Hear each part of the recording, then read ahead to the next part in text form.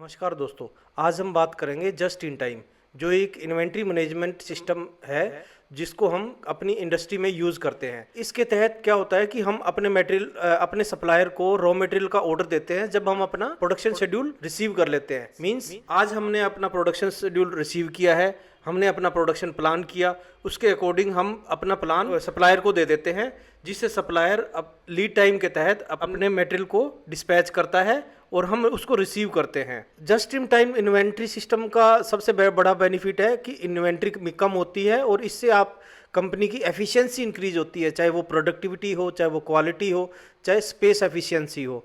Means यह एक pull system approach है। We can take immediate action whenever required. अब जस्ट इन टाइम के बेनिफिट्स क्या है? सबसे पहला बेनिफिट्स है it reduces inventory waste. Means waste किस चीज़ का?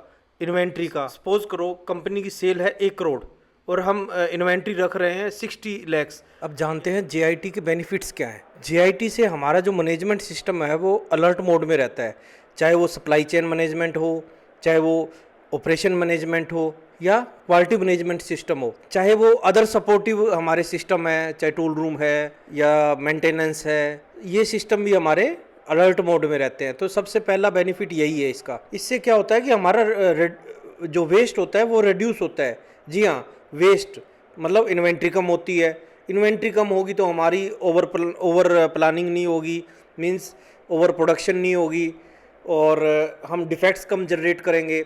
और दूसरा है holding cost. Holding cost mean जो हम मेटल होल्ड करते हैं उसका हमें पैसा या तो हम पे कर चुके होते हैं या हमें उसको पे करना पड़ता है। हमारा इंटरेस्ट है वो कम होगा, रेंट है वो हमें कम देना पड़ेगा, स्पेस कम यूज़ होगा। अगर ज़्यादा मेटल हमारे मैन्युफैक्चरिंग यूनिट में या किसी भी वेयर हाउस में होगा तो डिफेक्ट ज़्यादा प्रोड्यूस होंगे। जैसे माइल्ड स्टील है तो रस्ट होने के चांसेस ज़्यादा हो जाएंगे। अगर कोई केमिकल है तो उसकी एक्सपायरी होने का हमारे को खतरा ज़्यादा हो जाएगा, अभी मेटल जल्दी एक्सपायर हो जाएगा। फिर तीसरा है कि लोकल सप्लायर्स। JIT में हम अपने नज़दीक ही हम अपने सप्लायर्स को डेवलप करते हैं, मतलब हम अपने सप्लायर्स को अपने नज़दीक ही डेवलप करते हैं ताकि हमारा जो ट्रांसपोर्टेशन टाइम है वो कम हो। Means lead time of transportation हमारा कम हो जाएगा। ट्रांसपोर्टेशन अगर कम होगा तो क्या होगा? हमारी कॉस्ट कम होगी। कॉस्ट कम होगी तो हमारा जो प्रॉफिट है वो बढ़ेगा। इफेक्टिवली हम फोकस कर सकते हैं अपने सप्लायर पे, चाहे वो क्वालिटी ऑडिट हो, डेवलपमेंट करवानी हो, तो उस चीज़ के लिए हम। फिर है इम्प्रूव्ड क्वालिटी मैनेजमेंट सिस्टम।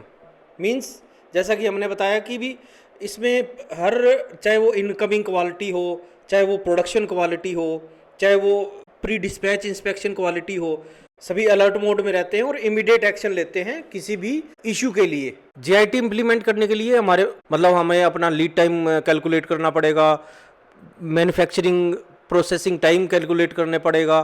फिर है SMED, single minutes exchange of die. Means change over. हम अपना जो चेंज ओवर एम्बोशन वेस्ट है उसको हम कम करेंगे। ITR, inventory turnover ratio.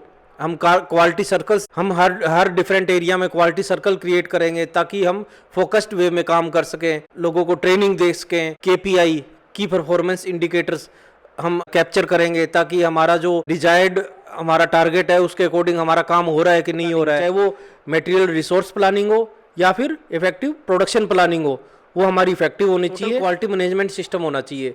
Means सभी अलर्ट मोड में होना चाहिए, होल्डिंग कॉस्ट कम, इमीडिएट एक्शन ले सके।